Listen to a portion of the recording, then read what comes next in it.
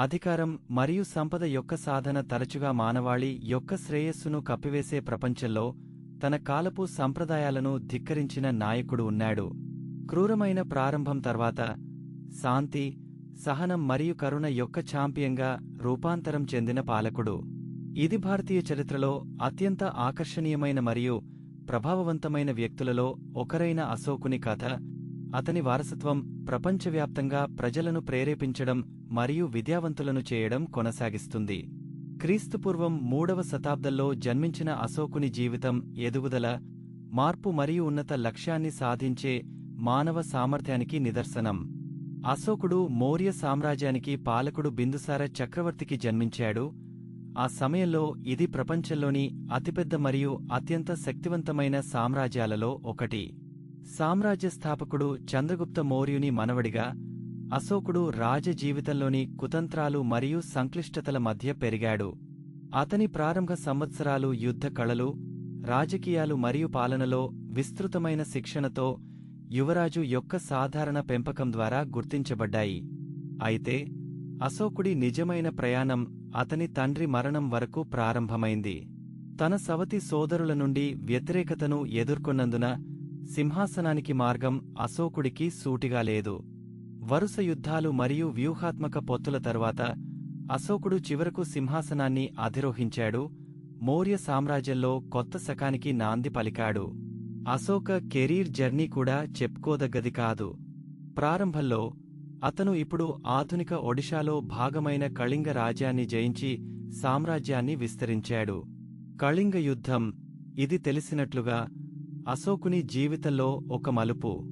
వేలాది మంది ప్రాణాలను కోల్పోయిన సంఘర్షణ యొక్క క్రూరమైన స్వభావం అశోకుడిని తీవ్రంగా ప్రభావితం చేసింది. మారణహోమం మరియు ప్రజల బాధలను చూసి అతను బౌద్ధమతాన్ని స్వీకరించడానికి ప్రేరేపించాడని, ఇది కరుణ, అహింస మరియు వివేకం యొక్క సాధనను నొక్కి చెబుతుంది. ఈ పరివర్తన అశోకుని పాలనా విధానం మరియు అతని వ్యక్తిగత జీవితంలో గణనీయమైన మార్పును గుర్తించింది. అతను సామ్రాజ్యం అంతటా విద్య, ఆరోగ్య సంరక్షణ మరియు మౌలిక సదుపాయాల అభివృద్ధిని ప్రోత్సహించడం ద్వారా తన ప్రజల సంక్షేమానికి ప్రాధాన్యత ఇవ్వడం ప్రారంభించాడు. అశోకుని అత్యంత ముఖ్యమైన రచనలలో ఒకటి అతని సామ్రాజ్యం అంతటా మరియు వెలుపల బౌద్ధమతం వ్యాప్తి చెందడం. అతను మిషనరీల నెట్వర్క్ను స్థాపించాడు మరియు ప్రసిద్ధ అశోక స్తంభాలతో సహా అనేక బౌద్ధ స్మారక కట్టడాలను నిర్మించాడు. అవి ఇప్పటికీ అతని వారసత్వానికి సాక్ష్యంగా ఉన్నాయి. భారతదేశం, నేపాల్ మరియు పాకిస్తాన్లోని వివిధ ప్రాంతాలలో కనిపించే ఈ స్తంభాలు అశోక శాసనాలు అని పిలువబడే శాసనాలను కలిగి ఉన్నాయి. ఇది న్యాయమైన మరియు దయగల సమాజం కోసం అతని దృష్టిని వివరిస్తుంది.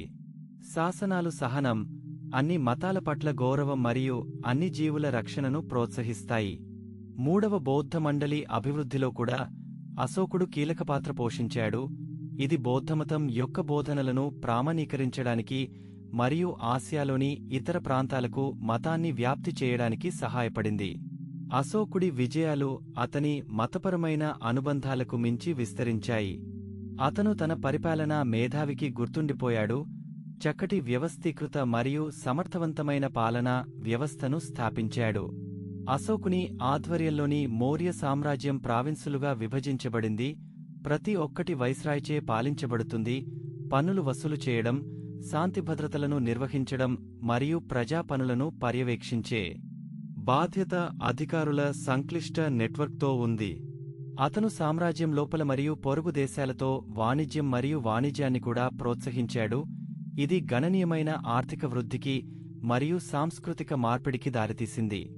రోడ్లు, కాలువలు మరియు నీటిపారుదల వ్యవస్థల నిర్మాణం వ్యవసాయం మరియు పరిశ్రమల అభివృద్ధికి మరింత దోహదపడింది. మౌర్య సామ్రాజ్యాన్ని పురాతన ప్రపంచంలోని అత్యంత సంపన్న ప్రాంతాలలో ఒకటిగా మార్చింది.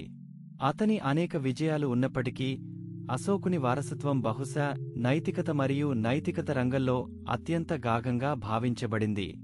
అహింస పట్ల అతని నిబద్ధత మరియు వివిధ మతాలు మరియు జాతుల మధ్య సామరస్యాన్ని పెంపొందించడానికి ఆయన చేసిన ప్రయత్నాలు సహనం మరియు అవగాహన యొక్క ప్రాముఖ్యతను శక్తివంతమైన రిమైండర్. కత్తి యొక్క శక్తి తరచుగా చరిత్ర యొక్క గమనాన్ని నిర్ణయించే యుగంలో అశోకుడు వేరొక మార్గాన్ని ఎంచుకున్నాడు. అది కరుణ యొక్క శక్తిని మరియు నిగ్రహం యొక్క జ్ఞానాన్ని నొక్కి చెప్పింది. శాంతి, న్యాయం మరియు సమానత్వం కేవలం ఆదర్శాలు కాకుండా సజీవ వాస్తవాలుగా ఉన్న ప్రపంచం కోసం పోరాడటానికి తరాలను ప్రేరేపిస్తూ అతని కథ ఆశాకిరణంగా పనిచేస్తుంది. అశోకుని జీవితాన్ని మనం ప్రతిబింబించేటప్పుడు నిజమైన గొప్పతనాన్ని ఒకరి శక్తి లేదా సంపదను బట్టి కొలవబడదని, ప్రపంచంపై ఒక వ్యక్తి చూపే సానుకూల ప్రభావాన్ని బట్టి మనకు గుర్తుచేస్తుంది.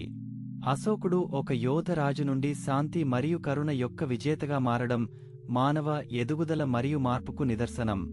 అతని వారసత్వం నాయకులకు మరియు సాధారణ ప్రజలకు ఒకేలా స్ఫూర్తినిస్తూనే ఉంది, చీకటి సమయాల్లో కూడా విముక్తికి మరియు ఉన్నత లక్ష్య సాధనకు ఎల్లప్పుడూ అవకాశం ఉంటుందని గుర్తుచేస్తుంది. అశోకుని కథ దయ, తాదాత్మ్యం మరియు జ్ఞానం యొక్క శాశ్వతమైన శక్తిని, అతని కాలంలో ఉన్నట్లే నేటికీ సంబంధితంగా ఉన్న లక్షణాలను శక్తివంతమైన రిమైండర్. మన స్వంత ప్రపంచంలోని సంక్లిష్టతలను మనం నావిగేట్ చేస్తున్నప్పుడు మనలో అత్యంత శక్తివంతులు కూడా శాంతి, కరుణ మరియు జ్ఞానం యొక్క మార్గాన్ని ఎంచుకోవచ్చని తన ప్రయాణం ద్వారా మనకు చూపించిన అశోకుని పాపాలను గుర్తుంచుకోవడం మంచిది.